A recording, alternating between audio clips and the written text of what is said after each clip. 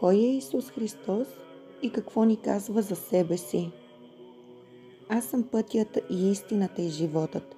Никой не дохожда при Отца, освен чрез мене. Ако поискате нещо в мое име, аз ще го направя.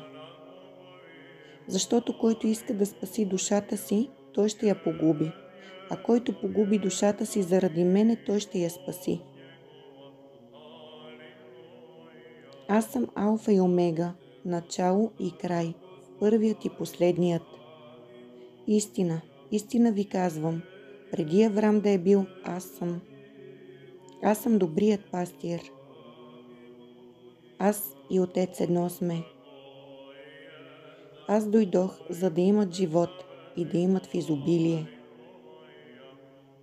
Моите овци слушат гласа ми и аз ги познавам, и те вървят подире ми, и аз им давам живот вечен, и те няма да погинат вовеки, и никой не ще ги грабне от ръката ми.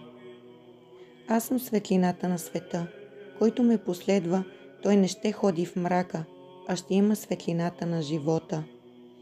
Аз съм живият хляб, слязал от небето.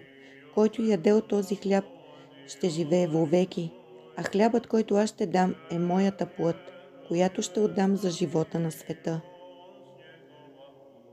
А който пие от водата, която аз ще му дам, той вовеки няма да ожаднее, но водата, която му дам, ще стане в него извор с вода, която тече в живот вечен. Научете се от мен, защото съм кротък и смирен по сърце, и ще намерите покой за душите си.